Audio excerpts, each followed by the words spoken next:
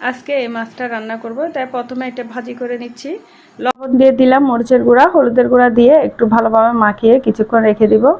এই মাছটা দিয়ে আজকে আমি সবজি রান্না করব। এটা খেতে কেমন হয় জানি না, তবে রান্না করার পর বুঝতে পারলাম যে অনেক মজা হয়েছিল। আমরা তো এই মাছ ভাজি ছাড়া খাই না।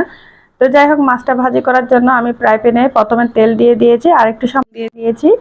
তো গাইস, লবণটা কেন দিয়েছি এটা জেনে নেন। এখানে কিন্তু লবণ দেওয়ার কারণে কোনো মাছ সহজে নিচের দিকে লেগে থাকতে পারে না, এটা সহজে উল্টানো যায়। অনেক সময় দেখা যায় যে মাছগুলো ভাজি করার সময় নিচের দিকে লেগে গেল, এটা উল্টালে কিন্তু একদম মাছগুলো ভেঙে যায়, খেতে ভালো লাগে না।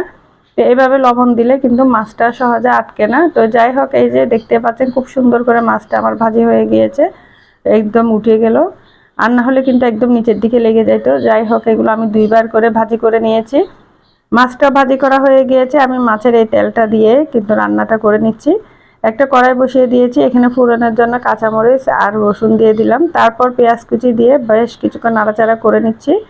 অনেকক্ষণ পর্যন্ত নাড়াচাড়া করা হলে এখানে আমি যা যা লাগে লবণ মরিচ সবগুলো অ্যাড করব। এখন কিন্তু পেঁয়াজটা দিয়ে অনেকক্ষণ ভাজা ভাজা করে নিয়েছি। পেঁয়াজটা সামান্য ভাজা হয়ে আসলে এখানে আমি কিছু রসুন আর আদা বাটা দিয়ে দিলাম। দিয়ে আমি স্বাদ মতো এখন লবণ দিয়ে দিচ্ছি। তারপর আমি সামান্য মরিচের গুঁড়া, সামান্য হলুদের গুঁড়া দিয়ে দিচ্ছি। মরিচের গুঁড়া আমি 1.5 চামচের মতো দিয়েছি, হলুদের গুঁড়া 1/2 চামচের মতো দিলাম। দিয়ে বেশ কিছুক্ষণ নাড়াচাড়া করে মশলাটা কষিয়ে নিয়েছি সামান্য পানি দিয়ে। এরপর কষানো প্রায় হয়ে গিয়েছে। তো পটল আর 2-3টা কাঁকরোল কেটে রেখেছি, সেই পটল আর কাঁকরোলটা দিয়ে নাড়াচাড়া করে নিচ্ছি। অনেকক্ষণ পর্যন্ত নাড়াচাড়া করে ঢাকনাটা দিয়ে আমি এটা সিদ্ধ করার জন্য বসিয়ে দিয়েছি, যেন কষানো হয়। সিদ্ধটা প্রায় হয়ে আসলে এখন ঝোলের জন্য আমি পানিটা দিয়ে দেব। তার মধ্যে কিছুক্ষণ পরপর কিন্তু আমি নাড়াচাড়া করে দিয়েছি, যেন নিচের দিকে লেগে না যায়।